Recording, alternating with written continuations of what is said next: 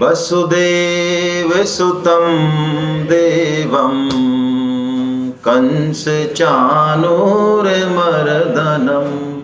देवकी परमानंदं कृष्णं वंदे जगद्गुरु। आप सभी वैष्णवों के चरणों में वंदन। हरे कृष्णा। गीता का हम आज का अंतिम अध्याय ले रहे हैं जिसका कि नाम है आत्म संयम योग। आत्मा शब्द गीता में अलग अलग अर्थों में यूज हुआ है। आत्मा शब्द आत्मा के लिए तो है ही। गीता में आत्मा शब्द का मतलब बुद्धि भी है, आत्मा शब्द का मतलब मन भी है, और आत्मा शब्द का मतलब इंद्रिय भी है, और आत्मा शब्द का मतलब शरीर भी है। अलग अलग श्लोकों में अलग अलग तरीके से है। यहाँ आत्मा शब्द का मतलब मन है। आत्म संयम योग मतलब गीता किसके संयम की बात कर रही है?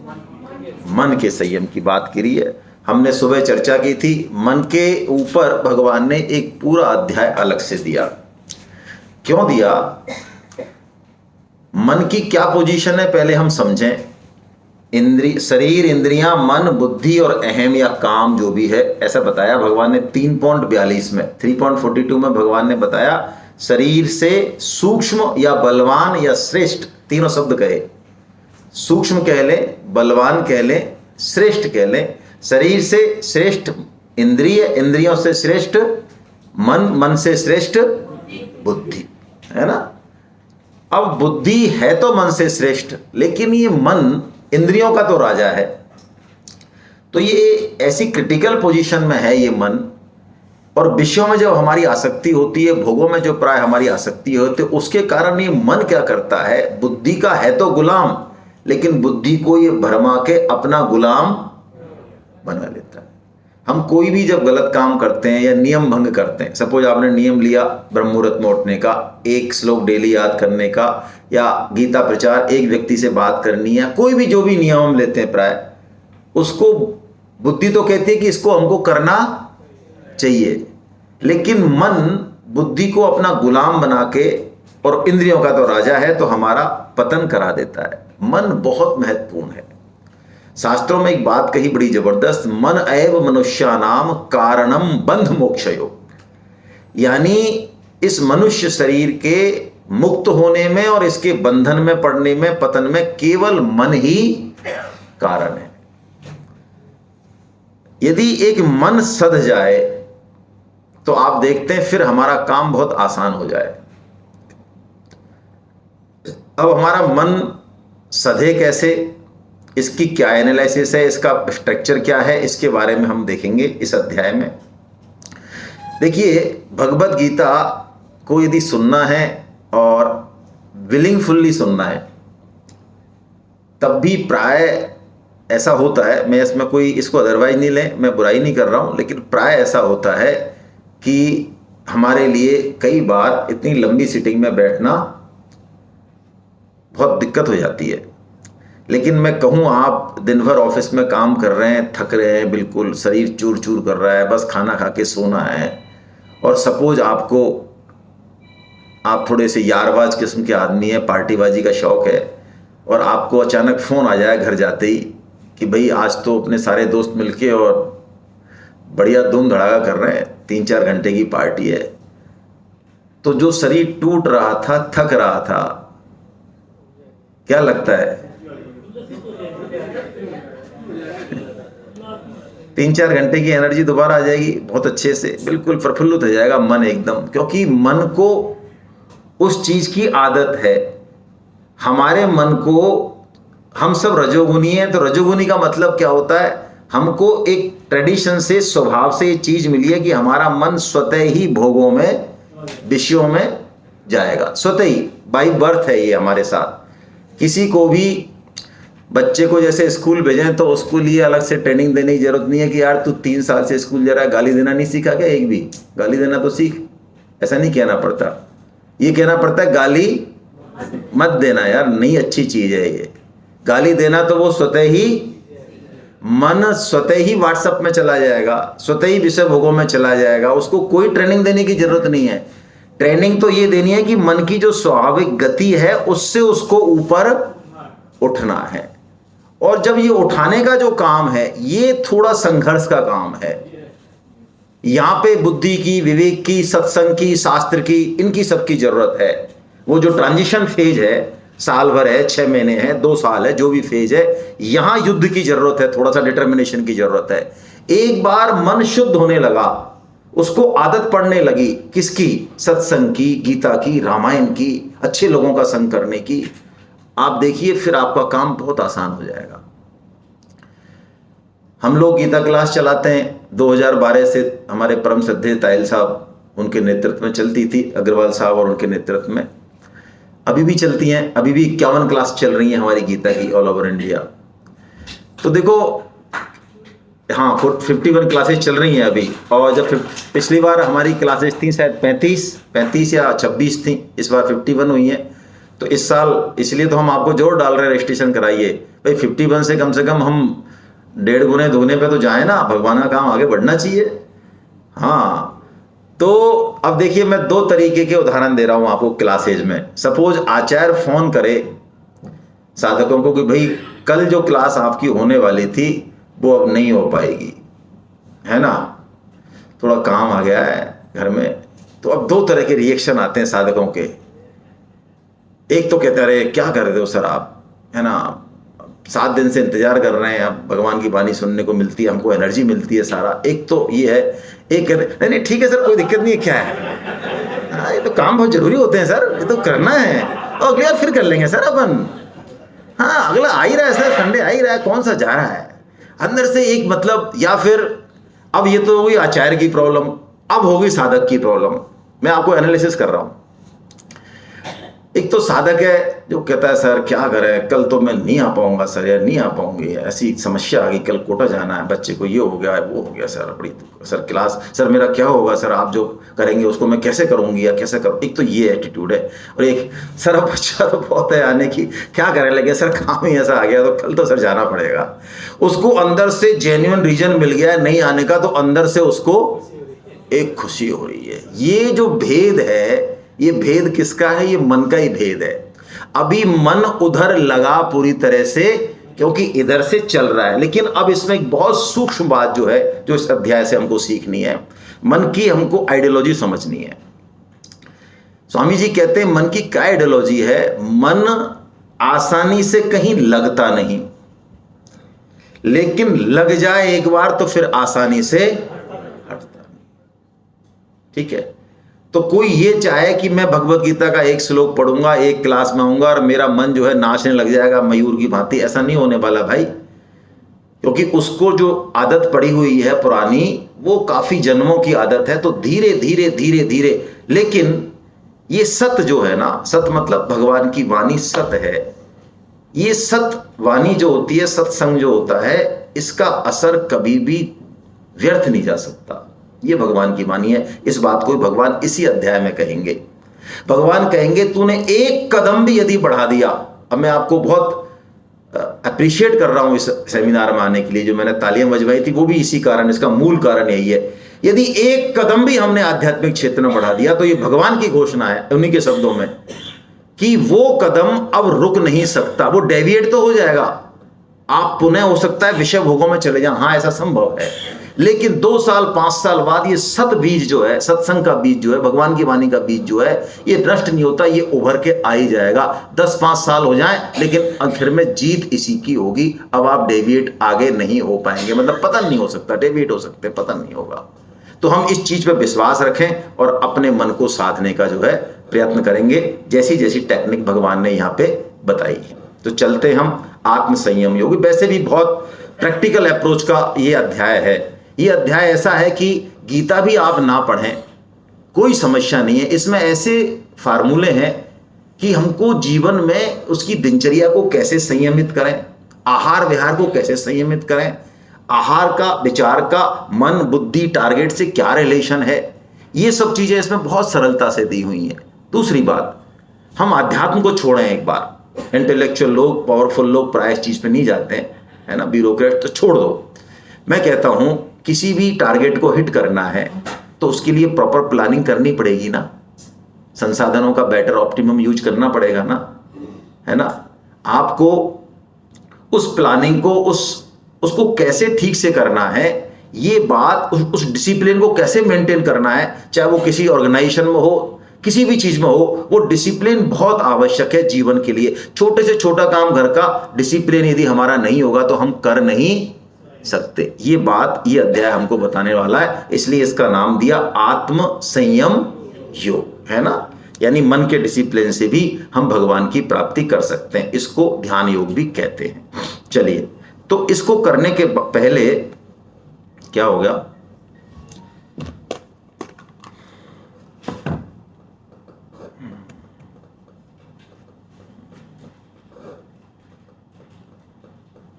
हाँ, पहला जो श्लोक है वो ले लेते हैं हम। इसमें ध्यान योग चालू होगा कुछ देर बाद। शुरू में भगवान क्या कर रहे हैं, ये शैली है गीता की कि भगवान जो कहते हैं एक अध्याय में या पिछले कई अध्यायों में, उसको फिर पुनः एक श्लोक में कह देते हैं। यहां भगवान ने पूरे कर्म योग को एक श्लोक में कह दिया, पूरे कर्म योग को। अब तक जो भी हमने पढ़ा सुबह से इस एक श्लोक में आ गया। इस एक श्लोक को हम ठीक से समझेंगे तो हमको कर्मयोग का पूरा सार मिलेगा। आइए इस श्लोक को समझते हैं, उसके बाद फिर चलेंगे आगे।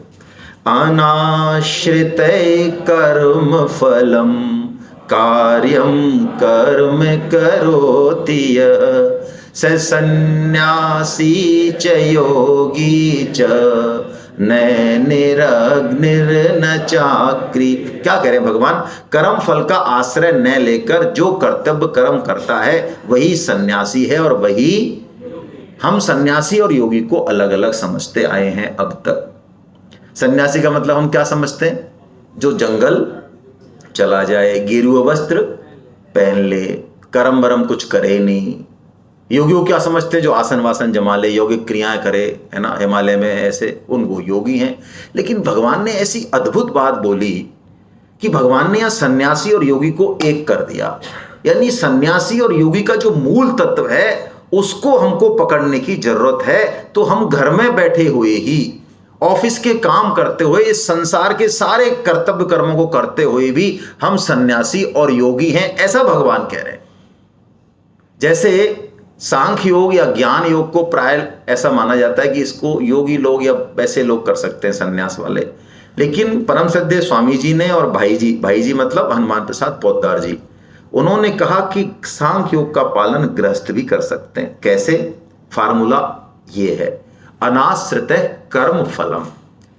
हमको आश्रय कर्म फल का नहीं लेना है। क्या मतलब है इसका, देखिए, अभी जो हम कर्म करते हैं कोई भी, उसमें मोटिव फोर्स क्या है ये अपने आप को चेक करें हम सब। अभी हम कोई भी जो कर्म में लगते हैं उसका मोटिव फोर्स क्या है, ड्राइविंग फोर्स क्या है उसके पीछे। फल, हाँ, फल के हिसाब से हम कर्म का चयन करते हैं। लेकिन अब भगवान क्या कह रहे हैं, भगवान ने एक बात कही कि उद्देश्य तो बिल्कुल जरूरी है, उद्देश्य भी जरूरी है, रिसोर्स प्लानिंग भी जरूरी है, पूरे तरह से उस कर्म की युक्ति वगैरह सब जरूरी है। ये गीता कह रही है, गीता ये नहीं कह रही अंधाधुंध कम करो ना। लेकिन उद्देश्य सेट कर लिया, प्लानिंग कर ली, और अब हम अपना 100% देंगे, इट्स ओके। लेकिन फिर भी क्या फल पर हमारा अधिकार है? नहीं है। कैसे माने इस चीज को? ऐसे माने कि कई बार जीवन में हम सबका अनुभव है कि सब कुछ बढ़िया चलते हुए करते हुए भी फल हमसे विपरीत आ जाता है।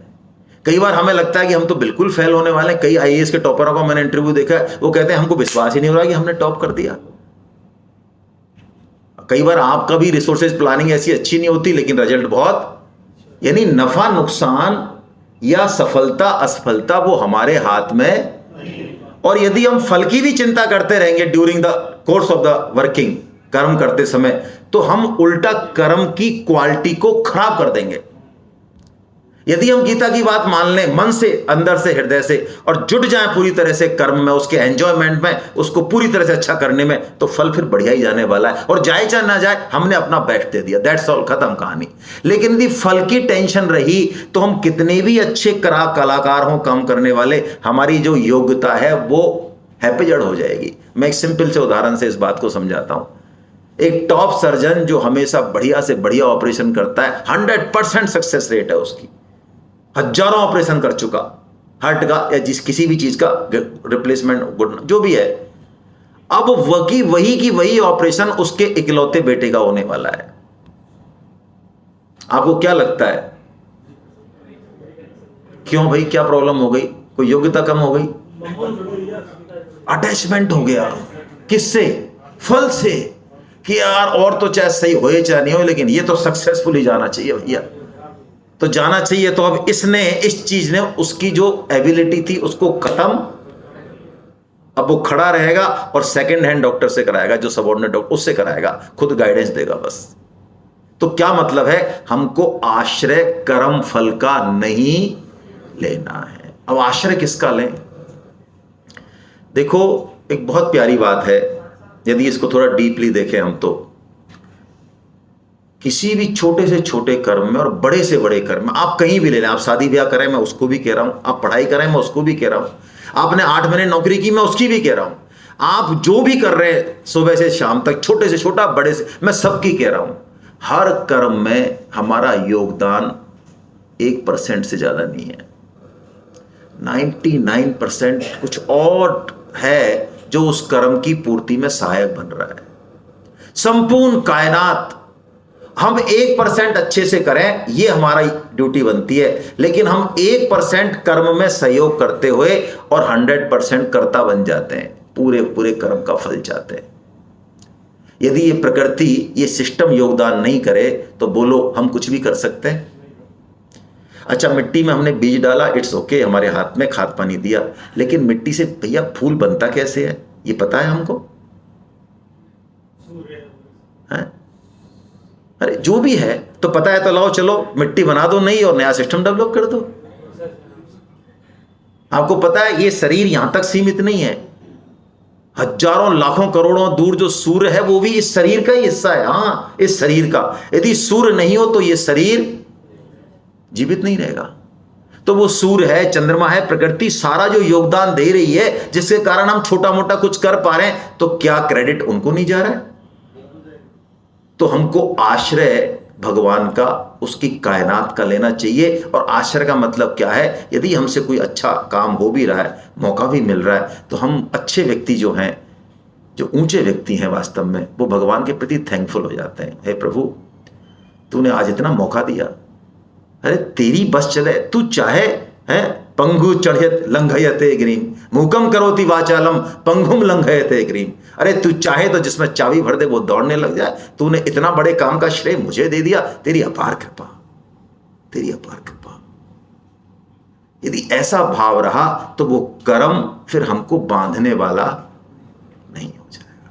और यदि हमने अपने आप को मठाधीश समझ लिया भाई, तो भाई अब क्या बोले, भरत से बड़ा कोई राजा नहीं हुआ जिनके नाम पे हमारा नाम भारतवर्ष है। और 1 करोड़ वर्ष उन्होंने शासन किया। कितना? तो एक बार उनको मूंछों पे फिर ताव आ गया उनके, यार कि हमारे जैसा तो भाई साहब कोई लगता नहीं कोई हुआ होगा। तो नारद जी के पास पहुंचे कि महाराज हमारे जैसा कोई आपने सुना है क्या? कि देखो ऐसा है, जितने भी बड़े बड़े राजा हुए थे जिन्होंने 1 करोड़ वर्ष राज किया या जितना किया, ये माइक शायद बंद कर दो, माइक चालू है कहीं। तो एक सुमेरु पर्वत है, वहां पर एक स्वर्ण ताम्र पत्रिका होती है, ऐसे वहां पे नाम लिखे हुए हैं उनके, तो आप चले जाओ वहां पे, जो है आपको मिल जाएगा कितने राजा हुए। तो कहते हैं भरत जी पहुंचे वहां पे तो सुबह से शाम हो गई। वो सुमेरु पर्वत इतना लंबा, किलोमीटरों लंबे निकलते चढ़ते चढ़ते चढ़ते चढ़ते नीचे नाम पढ़ते पढ़ते पढ़ते पढ़ते आ गए, और कहीं भी उनको अपना नाम। तो ऐसे से सिर पे हाथ रखने लगे जमीन पे बैठ के, तो नीचे नीचे लिख रहा था नाम राजऋषि भरत।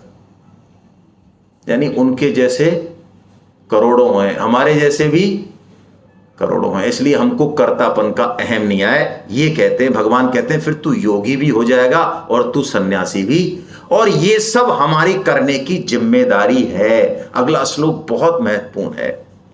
देखिए, हमारे शर्मा साहब बैठे हैं, एसडीएम रहे, प्रशासनिक अधिकारी रहे, तो मुझे इन्हीं का एग्जाम्पल, इनका मतलब इसी सर्विस का एग्जाम्पल याद आ रहा है।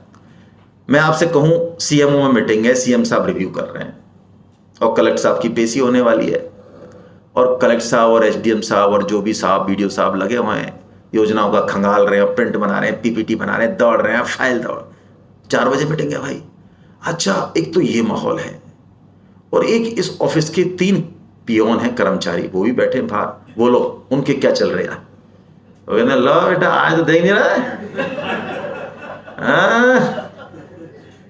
वो कह रहे मेरा क्या है, तो मैं भंडी मत फाइल भेज दे, मैं दे दूंगा ऐसे उधर। अपने तो आराम से जो है ना। तो इनकी क्या प्रॉब्लम हो रही है भाई?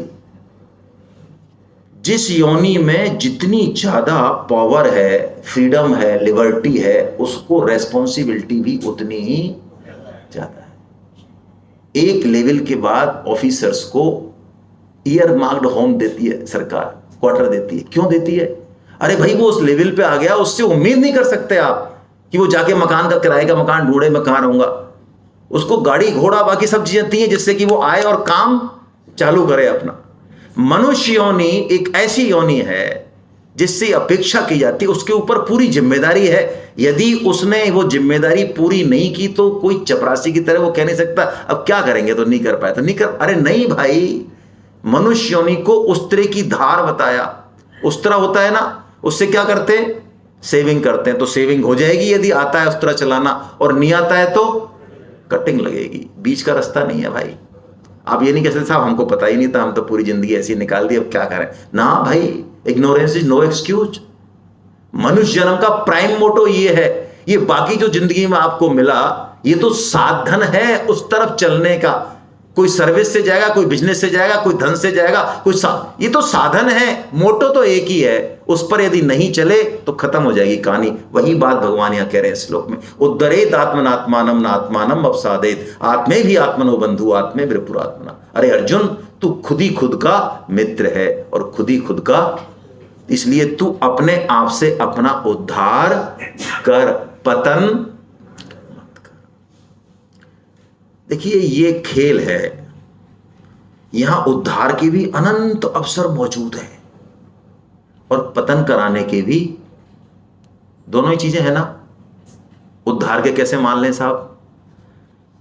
तो जैसा कि मैंने सुबह प्रश्न पूछा था, एक वैसा ही प्रश्न फिर मैं आपके सामने रखता हूं। भाई हमें मनुष्य जन्म मिला, किसी को भी आइडिया है कि हमने टिक लगाया हो फॉर्म पे? गधा नहीं साहब, घोड़ा नहीं साहब, सुअर नहीं साहब, मनुष्य हाँ, यस, लगाया टिक। तो इतना बड़ा काम हो ही गया ना भाई। अच्छा ऐसा भी, चलो आपने तो यहां हाथ उठाया इसलिए मैं नहीं कहता हूं ज्यादा कड़ी बात, लेकिन मैं ये कहता हूं कि गीता पढ़ने के लिए हम मरे नहीं जा रहे थे भाई। शायद ही कोई बिरला होगा जो मरा जा रहा था गीता पढ़ने के लिए, जैसे हम और चीजों के लिए मरते हैं, नौकरी के लिए, मकान के लिए, और बहुत चीजों के लिए मरते हैं हम। तो गीता के लिए हम मरे जा रहे थे क्या? फिर भी हमको गीता क्या साइन है? ये साइन है कि हमें उद्धार की तरफ प्रकृति या भगवान जो भी कहें वो प्रेरित कर रहे हैं। व्यवस्थाएं बनी हुई हैं, हमको बस अपना कदम, अपना काम करना है। और यही ये खेल ऐसा है कि पतन की भी यहां गुंजाइश पूरी की पूरी, चॉइस इज योर्स। भगवान का कोई लेना देना नहीं है। भगवान ने अभी 5.14 में ये बात बोल भी दी है कि अर्जुन तू कौन सा कर्म करे ना करे, तू स्वर्ग जाए नरक जाए मेरे पास आए, इसमें मेरा कोई लेना देना। सिस्टम तो मैंने सजा दिया है, चौसर पूरी सजा दी है, अब खेल तेरे हाथ में, देख ये चॉइस है तेरे को, मेरे हाथ में नहीं है, ध्यान रखना। भगवान के हाथ में नहीं है। ये जो गलत कहते हैं कि जो कुछ होता है भगवान की इच्छा, नहीं, भगवान ने एक स्वतंत्रता दी है मनुष्य को। हाँ वैसे जो कायनात है वो सब भगवान के बिना पत्ता हिलेगा नहीं, क्योंकि सिस्टम तो उन्हीं का है ना, उस सेंस में। तो भगवान ने ये बात कह दी। अब भगवान ध्यान योग का प्रकरण चालू करते हैं। 2 बातें कहने के बाद ध्यान योग में भगवान सबसे पहले जो बात कहते हैं वो देखिए, हमारे जीवन को एक डिसिप्लिन पर डालने की बात करते हैं। और ये बात तो हमको सबको मान लेनी चाहिए भाई। जो इस श्लोक को पढ़ लेगा ना, कम से कम उसके शारीरिक सुविधाएं या शारीरिक जो कष्ट है या जीवन की जो हैपेजेड, वो तो खत्म हो जाएगी। एक स्टूडेंट हो, बेस्ट श्लोक, एक बुजुर्ग हो, बेस्ट श्लोक। मैं तो कहता हूं उम्र के किसी भी पड़ाव पे हो, ये श्लोक तो हमको जीवन में आईने की तरह जो है दिखना चाहिए। क्या कह रहे हैं भगवान? पहले श्लोक में तो कह रहे हैं अर्जुन तू किसी भी अति पर मत जाना, जीवन में अति पर मत जाना, ना तो बहुत अधिक खाना, ना बहुत अधिक सोना, है ना बहुत अधिक खाने वाले का, ना बिल्कुल नहीं खाने वाले का, ना बहुत अधिक सोने वाला का, ना बिल्कुल, यानी अति पर हमको नहीं जाना है। मैं एक एग्जाम्पल देता हूं, मुझे वो याद आता है, बचपन में हम लोग टाइम टेबल बनाते थे पढ़ने के लिए, पता नहीं आपने बनाया कि नहीं, हमने बनाए हैं। अब आज के बच्चे तो नहीं बनाते, पहले के बच्चे हम लिख के और उसको रखते, और जब टाइम टेबल बनाते थे तो हम पट्टे इतना कड़क रहते थे अपने प्रति। स्कूल से आएंगे इतनी देर में फटाफट खाना खाएंगे, फिर 1 से 2 फिजिक्स, 2 से ये 55, फिर केमिस्ट्री, फिर ये। तो बड़े बूढ़े कहते थोड़ा सा यार, थोड़ा सा बीच में ग्रैप दे दे रहे, अरे नहीं पढ़ाई करनी है ना, और ऐसा कस के बनाते उसको रात तक। तो भाई वो टाइम टेबल चलता कितने दिन था? मां 5 मिनट का ब्रेक देने में जान दे, अरे 2:10 पे रख ले इसको, 10 मिनट थोड़ा घूम फिर ले, नहीं 2 से ही चालू करनी है फिजिक्स भी अगला। तो भगवान यही बात कह रहे हैं और फिर हमें मंत्र दे रहे हैं अगले श्लोक में, युक्ताहार विहारस्य युक्त चेष्टस्य कर्मसु युक्त स्वप्नावबोधस्य योगो भवति दुःख। क्या बढ़िया बात है।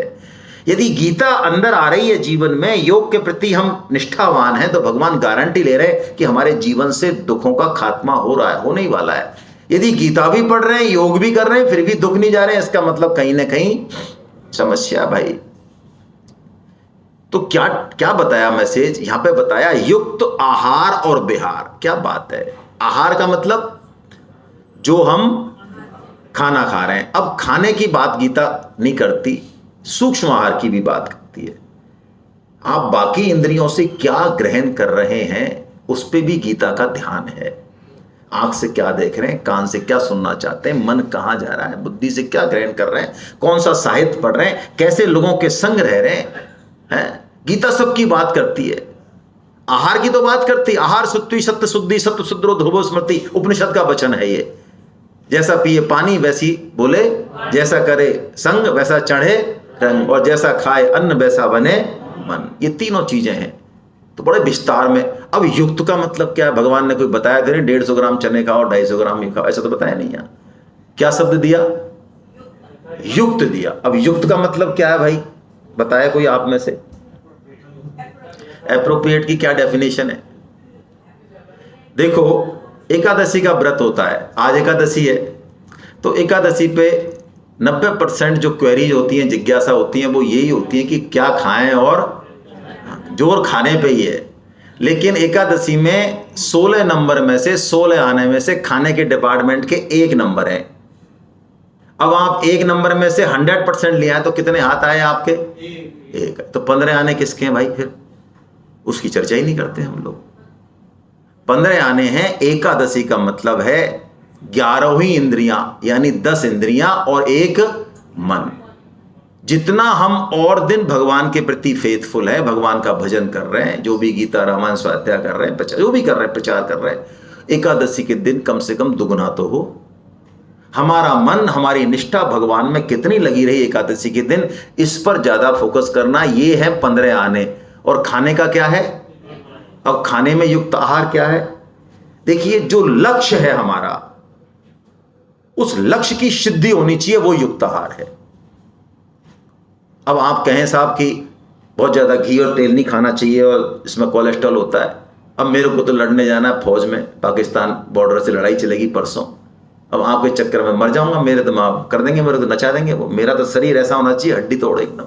तो जो भी खाना मैं खाऊंगा। अब आपको भजन करना है, आपको गीता सेमिनार सुननी है, तो युक्त आहार आपका क्या है? युक्त आहार वो है कि आप जब भोजन के बाद यहां बैठें तो उबासी ना आए, शरीर में तंद्रा नहीं आए, जिससे कि लक्ष्य जो है हम मनोयोग पूर्वक श्रवण कर सकें, वो पूरा हो जाए, वही युक्त है। हमारे जीवन का, हमारे उस समय जो लक्ष्य है, इस समय जो भी है, उसके लिए क्या जरूरी है, वही हमारा युक्त आहार और विहार हो गया। अब युक्त चेष्टा, ये बहुत जरूरी है। देखिए, जीवन का लक्ष्य यदि नहीं बनाया तो प्राय मैं रिपीट कर रहा हूं इस बात को, मतलब रिपीट करने लायक बात है। हम प्रतीत होने वाले बहुत, ऐसा लगता है बहुत महत्वपूर्ण काम कर रहे हैं, लेकिन प्राय वो सब अनर्थक निरर्थक काम है। चेष्टा का मतलब है आप अपने 24 घंटे के समय को, जीवन की दिशा को किधर लगा रहे हैं ज्यादा। लक्ष्य यदि जीवन का बन गया, समझ में आ गया, तो जीवन की डायरेक्शन अपने आप जो है उस तरफ चलेगी। आईआईटी में कोई बच्चा यदि निष्ठ है, एक निष्ठ है, लगन है, उसने कोई उसको कहने की जरूरत नहीं है कि किसी ने पढ़ाया नहीं। उसको पूछोगे पिक्चर चलेगा कि नहीं, मैं तो नहीं जाऊंगा। अच्छा चाचा की शादी है, चलेगा? नहीं, मैं तो नहीं जाऊंगा, 3 दिन खराब होंगे। उसको पता है कि मुझे कहां, कौन सा, कितना समय देना है। ऐसी जो साधक है गीता का, उसकी जो चेष्टा है, ठीक है। जैसे मैं उदाहरण देता हूं हंसाने के लिए कि अब साधक है और लाल कोठी में जाके 3 घंटे में जो है सब्जी मंडी घूम के और घर आ गया और बढ़िया सब्जी लिया और घर आके बता रहा, देखा भिंडी कितनी बढ़िया, 40 है, यहां तू 100 में लाती। हाँ ठीक है, अच्छी बात है, लेकिन 3 घंटे आप देखें कि हमको कैसे जीवन को एडजस्ट, कहां कितना समय देना है, कौन से काम करने चाहिए, कौन से नहीं। ये युक्त चेष्टा। अब युक्त स्वप्न, अच्छी नींद जरूर लें। अवबोध कहा, अवबोध एक बहुत विशेष वर्ड है, भगवान ने इसको समझने की जरूरत है। अवबोध का मतलब है हमें मनुष्य जन्म क्यों मिला, इसकी जागृति हमेशा हमारे मन में रहनी, हमेशा हमेशा। जैसे कोई भी स्त्री या पुरुष कितना भी बिजी है, कहीं भी कुछ भी कर रहा है, उसको ये कभी नहीं भूलता कि मैं स्त्री हूं कि मैं पुरुष हूं। भूलेगा? कभी नहीं भूलता। हमें पता रहता है मैं पुरुष हूं, स्त्री को पता रहता है मैं स्त्री हूं। ऐसे ही हम भगवान के साधक हैं, यहां पे भजन करने के लिए आए, किसी लक्ष्य की प्राप्ति के लिए आए, ये बात हम कभी भी भूलें। ये जागृति ही अवबोध है। अवबोध ये बहुत जरूरी है ये।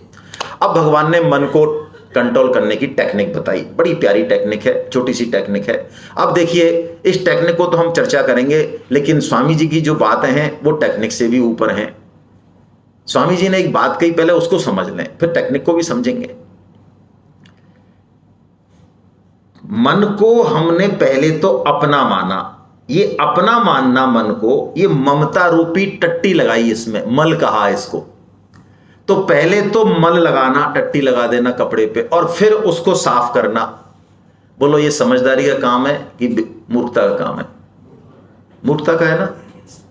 स्वामी जी ने एक बहुत जबरदस्त बात कही, इसको हम अप्लाई करें अपने ऊपर। स्वामी जी ने कहा मन हमारा नहीं है। स्वामी जी ने उदाहरण दिया कि कोई कुत्ता जा रहा है, उसके मन में क्या चल रहा है, इससे आप अफेक्टेड होते हो क्या? नहीं होते। ऐसे ही आप अंदर से ये मान लो कि मन में कोई विचार आ रहे हैं गंदे, तो ये हमारे नहीं है। अब मन से कह दो तेरे को छुट्टी है, तू कुछ भी सोचता रहे, हमको भगवान का भजन करना है, चाहे मन लगे चाहे ना लगे। बहुत बहुत सूक्ष्म बात है भाई, हर एक को बचेगी नहीं। मन हमारा नहीं है। जैसे ही मन से अपनापन हटेगा, मन शुद्ध होके अपने आप हमारे पीछे पीछे, लेकिन मन को अपना मान के इसको शुद्ध करने की क्रिया करते रहे, ये बहुत लंबी प्रक्रिया, इसी को ध्यान योग कहते हैं हालांकि। लेकिन स्वामी जी ने बहुत बड़ी बात कह दी कि मन के हम गुलाम नहीं है, मन के हम राजा हैं। हम यदि कमांड दें मन को, तो मन की हिम्मत नहीं है कि मन इधर से उधर हिल जाए, लेकिन हम उसको ठीक से कमांड नहीं देते। मैं नोटों की गड्डी का उदाहरण देता हूं कि वहीं पे हमारी सबसे ज्यादा आसक्ति है। तो आप में से ऐसे कितने साधक हैं जिनको ये समस्या है कि साहब जब हम 500 रुपए की नोट की गड्डी गिनते हैं, कभी काम पड़ता है, तो हम भाई साहब बीच में 10 बार हमको चाय पीनी पड़ती है, मन नहीं लगता है, बोर हो जाते हैं, हम क्या करें? कोई नहीं है। एडीएम साहब मना कर रहे हैं, कोई नहीं है। अच्छा माला पकड़ते हो आप, जब माला में भी वही है, सोई मन के 8 तो देवताओं के सोई है, नोटी गड्डी में भी सोई है। तो मां आपके कितनी बार उबासी आती है भाई, और कितनी बार मन कलकत्ता बंबई जाता है, तो क्या समस्या है भाई? मन 2 है कि 1 है? मन तो वही है। तो वहां तो वो क्यों नहीं उधम करता, और यहां उधम क्यों करता है भाई? बोलो, सोचो ना। कमांड अंदर से मन क्या करता है, हम अंदर से तो भोगना चाहते हैं। तो मन को हमने कह दिया बेटा तू माला कर, तो मन माला करता है, और हमारा हम जो है भोग भोगने में लग जाते हैं, हमारा चिंतन विचार उधर तो मन कहता है यार हमारा जो मालिक है ये तो पट्टा भोग भोग रहा है, तो मन क्या मालिक है, मैं क्यों माला करूंगा, मैं भी फिर भोग भोगता हूं।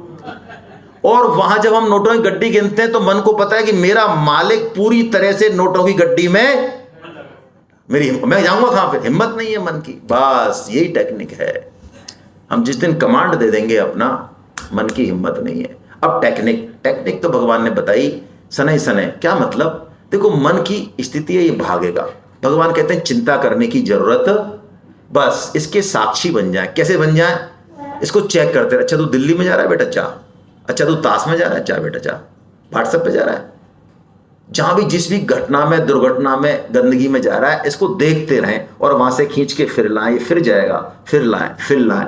ऐसे कर करके इस मन को भगवान ने कहा वश में करने का प्रयास। मैं अपने अनुभव से संतों की बात बता रहा हूं, आप कीर्तन करें, संकीर्तन करें और भगवान की वाणी का प्रचार करें, इससे मन बहुत जल्दी शुद्ध होगा, बहुत जल्दी। ध्यान योग से शुद्ध नहीं होगा, हालांकि ध्यान योग पे आजकल बहुत ज़्यादा वो है, लेकिन सबसे ज़्यादा शुद्धि इसी से होती है कि आप कीर्तन करें, नृत्य करें, कूदें आराम से, है ना, मन शुद्ध हो जाएगा। अब अर्जुन ने प्रश्न पूछा कि महाराज चलो हमने आपसे आपके कहे अनुसार मन को जो है कंट्रोल में करने की कोशिश की, लेकिन और आपके कहने से हम संसार से भी हट रहे हैं, भोगों से भी हट रहे हैं, और आप में लग रहे हैं, मन को आप में लगा रहे हैं, लेकिन ऐसा हुआ कि आप मिले नहीं और इधर हमने भोग छोड़ ही दिए, तो हम कहीं बीच में लटक तो नहीं जाएंगे महाराज, दुविधा में दोनों गए माया मिली ना। कई बार अध्यात्म में चलते चलते, गीता पढ़ते पढ़ते हम सोचते हैं यार भगवान है तो सही ना भाई साहब, मजा था नहीं आना, इधर भी हमने छोड़ छाड़ दिया मामला यार, पता चला इधर कुछ मिला ही नहीं यार, भाई साहब सही बताओ यार। हाँ, ये भोगों की आसक्ति बोल रही है हमारे, उधर छोड़ने की बात आ रही है ना। तो देखिए अब भगवान ने जो वर्ड बोला है वो बढ़िया, सॉरी यहां भगवान ने, अर्जुन ने, सॉरी मैं गलत बोल गया, यहां आगे का प्रसंग था। अर्जुन कह रहे हैं प्रभु इस मन को कंट्रोल करना मैं बहुत कठिन मानता हूं, लगभग असंभव मानता हूं। तो भगवान ने कहा बिल्कुल ठीक बात अर्जुन, तेरी बात सही है, असंशयम महाबाहो मनोदुनो निग्रहम, चलो बहुत कठिन है, लेकिन दो फार्मूले हैं, एक तो अभ्यास और दूसरा वैराग्य, इनसे तू मन को कंट्रोल कर सकता है। कलयुग में सबसे बड़ा अभ्यास सत्संग और नाम जपी है, ठीक है। और वैराग्य का मतलब मान लें कि हम जो है यहां आए हैं, हमारा वास्तव में कुछ है नहीं, ऐसा मान लें, बहुत ज्यादा आसक्ति इधर उधर नहीं करें। अब जो मैं बात कह रहा था वो बात यहां आई है, अर्जुन कह रहे हैं कि हम आपकी तरफ चलें और संसार भी ना मिले और आप भी नहीं मिले तो हमारी क्या स्थिति होगी महाराज, कहां जाएंगे। तो भगवान ने कहा तू चिंता मत कर, तेरा पतन पार्थ नैवेह नामूत्रे विनाशस्तस्य विद्यते नहीं कल्याण कृत कश्चित् दुर्गतिम तात गच्छति। हे प्रथानंदन, उसका न तो इस लोक में और ना परलोक में ही विनाश होता है, क्योंकि हे प्यारे कल्याणकारी काम करने वाला कोई भी मनुष्य दुर्गति को प्राप्त, क्या बढ़िया बात कही। यानी हम भगवत गीता सुन रहे हैं, बस अभी तो सुनने का ही निश्चय किया है, कोई सुबह से शाम तक एक बात भी अंदर चली गई वो बात 100 जन्म में भी नष्ट नहीं होगी और हमारा पतन भी नहीं होने देगी, डेविएशन तो हो जाएगा, उठा के ले आएगी, क्योंकि अल्टीमेटली पहुंचना यही है। कैसा बढ़िया आश्वासन है भाई। ये श्लोक मुझे सबसे प्यारा लगता है गीता में। इस श्लोक को पढ़ने के बाद लगता है कि नहीं भाई, हम जैसा भी कर रहे हैं आड़ा तिरछा कर तो रहे ना, भगवान को है जो बालक कहे तोतली बाता है, अपने बालक की तोतली बात भी माता पिता को बड़ी, इसलिए भगवान ने कहा अर्जुन तू योगी बन जा, है ना। यहां भगवान ने 3 कंपैरिजन दिए, तपस्विभ्योधिको योगी, तपस्वी से भी योगी श्रेष्ठ है, ज्ञानियों से भी योगी श्रेष्ठ है और कर्मियों से भी योगी श्रेष्ठ है, इसलिए तू योगी हो जा। क्या मतलब है तपस्वी? मतलब जो तप कर रहे हैं, अनुकूल प्रतिकूल परिस्थिति को सहन कर रहे हैं। जैसे अभी सर्दी चल रही है तो ब्रह्म मुहूर्त में उठ के नहाना, रजाई छोड़ के, बोलो ये तप है कि नहीं? ये तप है ना। एकादशी करना ये तप है कि नहीं? ये तप है। तप से क्या होता है? तप से हमारा अंतःकरण, लेकिन योगी जो है ना वो तपस्वी से श्रेष्ठ है। क्यों? तप में उद्देश्य यदि भगवत प्राप्ति नहीं है, कोई और प्राप्ति, जैसे मैं चाहूं कि मैं ऐसी तपस्या करूं कि मैं उड़ने लग जाऊं आसमान में, मैं ऐसी तपस्या करूं कि आपके मन, हाँ ऐसे होते हैं, आपके मन की बात जान लूं, इतना सूक्ष्म हो जाऊं, घुस जाऊं कहीं भी, ये सब तप है, योग है। तो ऐसे तपस्वियों से कौन सा श्रेष्ठ है? क्योंकि उनका उद्देश्य सकाम भाव है। सकाम भाव मतलब वो उस तप का कोई ना कोई फल चाहते हैं। ज्ञानी ज्ञान तो ले लिया, वेद शास्त्र पढ़ लिए, लेकिन उद्देश्य भगवान का काम करना नहीं, भगवान की प्रसन्नता नहीं, उद्देश्य मान बढ़ाई है, अपने ज्ञान का बखान है, ज्ञान का अभिमान है। ऐसे ज्ञानी से योगी। और कर्मी, कर्मी मतलब लोगों का भला कर रहे हैं, परोपकार कर रहे हैं, दुनिया का ठेका ले रखा है, लेकिन मूल में सूक्ष्म रूप से कहीं ना कहीं मान बढ़ाई की इच्छा छुपी हुई है। मैं एक उदाहरण देता हूं जो मैंने प्रत्यक्ष देखा है कि समाज के बहुत प्रतिष्ठित व्यक्ति, नाम तो लेना ही नहीं है, जो जाते हैं मंच पे तो तालियां बजती हैं और लोग जो है बड़ा फेंटा पहनाते हैं, चीफ गेस्ट बनते हैं और भाषण भी ऊंचे ऊंचे देते हैं, क्योंकि वहां पे सम्मान मिल रहा है, दान भी देते हैं, त्यागी भी बहुत है। लेकिन घर पे अपनी पत्नी के प्रति आप उनका व्यवहार जो मैंने देखा एक दिन, इसलिए कह रहा हूं ये बात, हो सकता है कि सब्जी में नमक कम हो तो हो सकता है वो थाली फेंक दें ऐसे, हट, इतनी भी तुम में तमीज नहीं है, नमक को ध्यान नहीं रखती है। आपको लगता होगा ये दो व्यक्ति नहीं, ये एक ही व्यक्ति है। ये कर्मी है, कर्मी। ये संसार का भला क्यों कर रहा है? काम बुरे नहीं कर रहा है, लेकिन उसका ड्राइविंग फोर्स क्या है? कहीं ना कहीं मूल में, सूक्ष्म में वो अहम तुष्टि हो रही है। यदि उसको चीफ गेस्ट नहीं बनाया जाए, उसको नोटिस ही नहीं किया जाए, उसने 10 लाख दिए, आप मां 51,000 वाले के फेटा बांध रहे हो, तो भाई साहब की शक्ल देख लेना। फिर आप सपोज मां उनको जानने वाले नहीं हो तो उनकी शक्ल देख लेना, वो बवंडर कर देगा। ये कर्मी है। तो भगवान ने कहा कर्मी से भी कौन श्रेष्ठ है? तो योगी कौन है फिर? योगी वो है जो अपने कर्तव्य कर्म को, चाहे भले झाड़ू लगाने का है, रोटी बनाने का है, जो भी छोटे छोटा कर्म है, जैसे रैदास जी जूते ही काट रहे हैं, लेकिन वो उसी कर्म को निष्काम भाव से भगवान की प्रसन्नता के लिए कर रहा है, वो योगी है। वो योगी है। योगी तो भोजन भी इसलिए करता है, हे प्रभु ये शरीर आपका मंदिर है, इसको नहला दिया, देखो सुबह सुबह तिलक छापे लगा दिए, कपड़े पहना दिए, अब इससे काम कर रहे हैं, चक्कर लगा रहे हैं लोगों का, ये आपका ही काम कर रहे हैं, रोटी खिला रहे हैं तो आपका काम, इसको सुला दिया अब अच्छे से। योगी तो सारे काम किसके करता है? भगवान के ही करता है। मैं आपको बात कहूं तो पचेगी नहीं, लेकिन स्वामी जी की बात है इसलिए पचा लेनी चाहिए। स्वामी जी ने कहा साधक तो यदि पाखाना भी जा रहा है, बाथरूम भी जा रहा है, तो भगवान का भजन ही कर रहा है, भगवान पे ऐसा नहीं कर रहा है। लो आपका काम कराया हमने, हमारा क्या भाई, हमारा क्या लेना देना है बताओ? शरीर आपका, मंदिर आपका, तो आपका ही तो काम कर रहे हैं सुबह शाम तक। ये घर आपका, ये सब जन आपके, बोलो इनके पीछे पीछे तो लग रहे हैं हम, अब बोलो और भजन क्या करें आपसे बढ़िया। ये योगी है, इसकी बात बहुत ऊंची है। बस भगवान ने ऐसा कह के कहा, और योगियों में भी सर्वश्रेष्ठ भक्ति योगी सर्वश्रेष्ठ है।